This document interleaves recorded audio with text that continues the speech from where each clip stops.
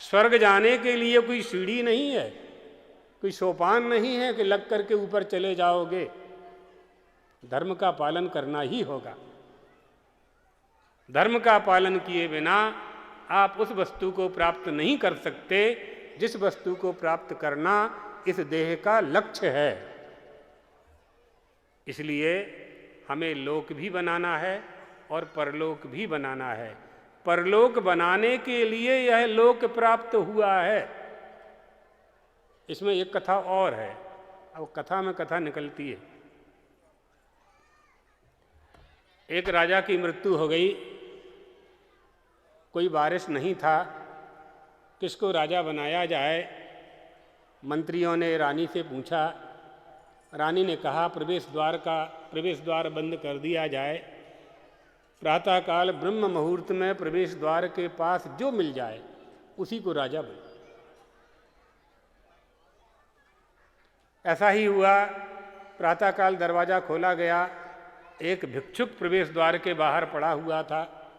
उसी को उठा करके मंत्रीगण ले आए, स्नान कराया, अच्छे कपड़े धारण कराए, राज्य वेश धारण करा दिया। उसने पूछा क्या हो रहा है? कहा आपको राजा बनाया जा रहा है। कहा मैं तो भिखारी हूँ, गरीब ब्राह्मण हूँ, आपको राजा बनाया जा रहा है। क्यों बनाया जा रहा है? पूरी कहानी बताई। राज्य सिंहासन पर, सोने की सिंहासन पर बैठा दिया। रानी ने आकर के राज मुकुट उनके मस्तक पर रख दिया, चंदन का तिलक कर दिया। ब्राह्मण ने पूछा मुझे कितने दिन के लिए राजा बनाया जा रहा है? कहा 5 साल के लिए। 5 साल बाद क्या होगा? नदी के उस तरफ जो जंगल है वहाँ आपको छोड़ दिया जाएगा। घनघोर जंगल था जहाँ हिंसक पशु निवास करते थे। 5 साल तक मेरा क्या अधिकार है? महारानी ने कहा आप जो आदेश करेंगे उसका पालन पूरा तंत्र करेगा, प्रजा भी करेगी। ठीक है। बुद्धिमान था, गरीब जरूर था लेकिन विद्या का धनी था।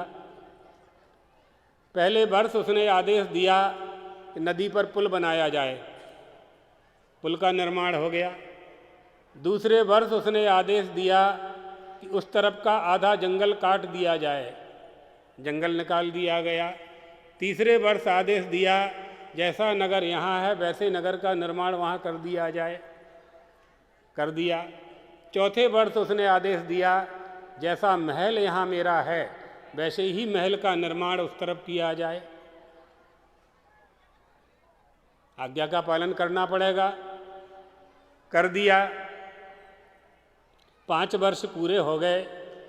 5वें वर्ष उसने मंत्रियों को बुलाया, सेनापति को बुलाया, प्रजा को बुलाया, महारानी को बुलाया और पूछा कि बताइए मेरे 5 साल पूरे हो गए हैं, अब मैं यहाँ रहूँ, इस पार रहूँ कि उस पार रहूँ? महारानी ने कहा महाराज अब आप चाहे यहाँ रहो चाहे वहाँ रहो, दोनों ही तो आपने एक से कर लिए। तो उसको जो राज्य मिला था वो था लोक, और लोक में रहते हुए उसने नदी के उस तरफ बनाया परलोक। हमको आपको मनुष्य का शरीर देकर के परमात्मा ने मृत्यु लोक प्रदान किया है। इस मृत्यु लोक में रह करके हमें परलोक सिद्ध करना है, इसलिए मनुष्य का शरीर मिला है। भोग भोगने के लिए नहीं, भोग तो पशु भी भोगते हैं। क्या विशेषता है हमारी, उनकी क्या विशेषता है? आपको तो बहुत कुछ करना पड़ता है भोग सामग्री एकत्रित करने के लिए, उसको तो कुछ नहीं करना पड़ता है। बिना कुछ किए सब मिलता है उसको। धरती माता सब देती हैं, नदियाँ उसको पानी देती हैं, वनस्पतियाँ उसको औषधि देती हैं, चारा देती हैं, उत्तम दूध निकाल करके आपको देता है वो पशु। कहाँ कुछ करना होता है उसे? आप अपनी पशुशाला से छोड़ दीजिए बाहर, बस। आपको रसोई घर में कितना उपक्रम करना होता है, तब भोजन की रोटी प्राप्त होती, 4 रोटी प्राप्त होती, 4 ही रोटी तो खाते हो। इस देह का उत्तम प्रयोग, उत्तम उपयोग यह है कि इस लोक को पा करके हम परलोक को भी जानें और उसे सिद्ध करें, उसको प्राप्त करने के लिए एक ही सहारा है, और उसका नाम है धर्म का पालन।